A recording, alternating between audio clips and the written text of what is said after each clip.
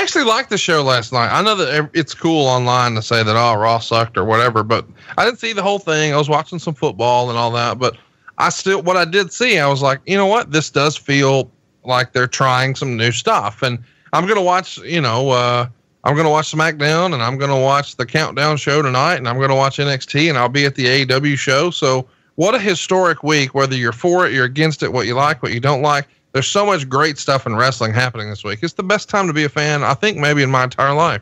Are you kidding me? No, I'm not. Bro, I get so offended when people say that. I'll be honest with you, okay? There's nothing like the era that we wrestled in. Like this era today, you can't like I'd make this analogy, right?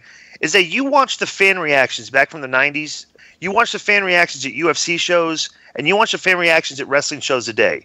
Two of them are very similar. One of them is like absolutely unlike anything that you would see at a sporting event or a reaction from a combat sports crowd. And like, as long as the fans are going to react live the way they react now with the "this is awesome" and all that, everything, you can't compare the eras. It's like we wrestled in front of wrestling fans that were there that gave us emotional responses. Wrestling fans today just clap and cheer like seals together. And like I can't. It upsets me when people make statements like that actually watched wrestling when we were back in the mid 90s, and then those compare and say wrestling's better today. And I can't agree with that. And I think the evidence is very clear that it's not. You know what I'm saying? I think there's a lot of disrespect being given to our era of wrestling by a lot of the pundits today, and I just think, it bothers me. It actually upsets me sometimes when I hear stuff like that, to be honest with you. I couldn't disagree more, because what you're talking about is one aspect. You're talking about just the television aspect. In your era, there was no Disco and Conan podcast. The social media world, the advent of the internet, the rise of the internet the way it has. Back in the day, dude, I had to fucking tape trade and hope that some stranger that I sent a money order to for $20 was going to send me a tape that I might get in 4 to 6 weeks.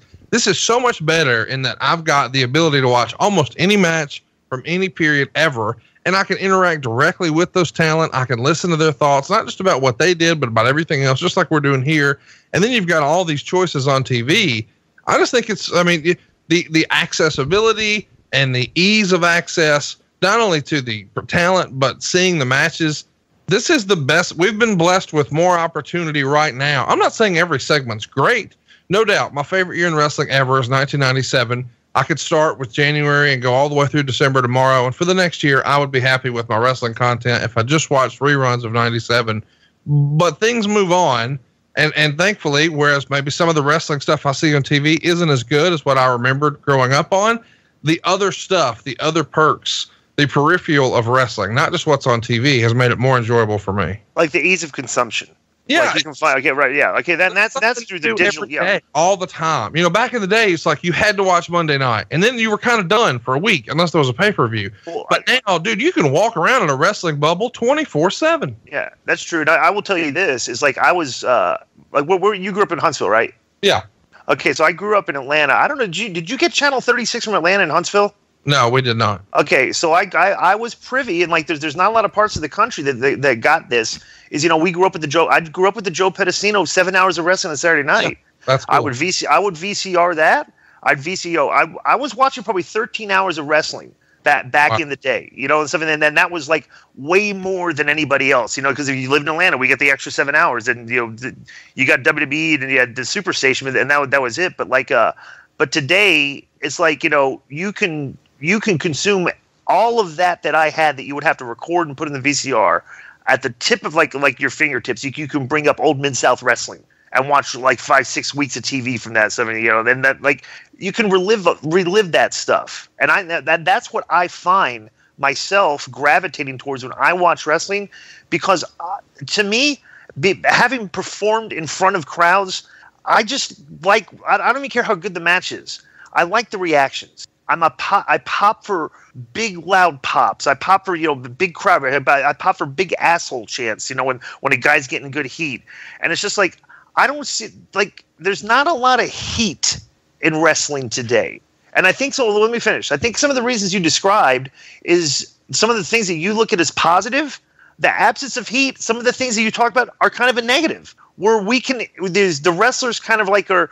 interacting with the fans on a daily basis on the internet. And it's like, and it's like it used to be the access of us to the fans was kind of more limited. You'd have to go to a show. If one of us was doing an autograph signing, you could come and see me in person and then sign an autograph. But now it's like marks and wrestlers are communicating with each other on a daily basis. And I think that kind of like takes a little bit of the aura out of it. I mean, do you think there's something to that? No, I totally do. But at the same time, it's been that way for everything else, not just professional wrestling, but professional sports. I mean, fucking Antonio Brown is blocking dudes on Twitter like that. Yeah, that's right. Yeah, like that wasn't. Irvin never blocked nobody, even on the field or off. Conrad. Right. But here's what I think happens, because I just think there's good and bad in both eras. But the one thing that I do think in this era that is missing is heat, because you've got a lot of people that they want likes and follows, and they want to be liked, and they don't want to insult anybody, offend anybody, or get fired. And even yesterday, when I was watching the show, there was a part where what's this guy's name? There were hardly any matches that had a lot of heat to begin with. And then the other one was when this guy that's wearing the crown. Oh, Baron Corbin. Yeah, Corbin and Orton went in there and they started to attack. Like, there wasn't really a lot of heat for the attack. And then instead of having like a brawl, because that's one thing, is you notice hardly nobody punches anymore. Instead of, getting in the fisticuffs, Rusev and Orton and these guys, Seth hits him with a tope. I'm like, what? You guys are in the middle of a brawl and your comeback is a tope? You know what I'm saying? You know what I'm saying? I mean, like, why aren't you guys going back and forth and punching each other, making it look like a fight that you're mad? I think that there is something to that where it's very hard to get heat these days, and heat is not even being booked properly in a lot of cases. Would you agree with that or no? No, I agree. And that's one of the reasons on a recent episode of 83 Weeks with Eric Bischoff, I said, hey, what about Kevin Sullivan? Because all I've ever heard is that Kevin Sullivan was the guy who booked a lot of heat for the NWO, and it doesn't feel like there's a ton of heat being booked on TV. I do think it's missing. I think it's available. A guy like MJF is rolling the dice and trying to get as much heat as he can. But I think this weird sort of cancel culture we live in, everybody's so worried that if I offend someone and take it maybe too far, I'm going to lose my job. Right. And wrestling's this weird thing where they're not able. Like, if I saw you in real life, I would still refer to you as Conan. I have every time. I don't call you by your real name. I don't feel like it's my place. But if I run into Sylvester Stallone, I'm not saying, hello, Mr. Rambo. So that weird dynamic that makes you, the wrestler, also the real person, when you, the performer, say something that is offensive, now you've got to go apologize. And the real person behind the Conan character may lose his job. Like, that's the weird dynamic we're in now. And maybe the reason nobody wants to cross the line. Yeah. That's true.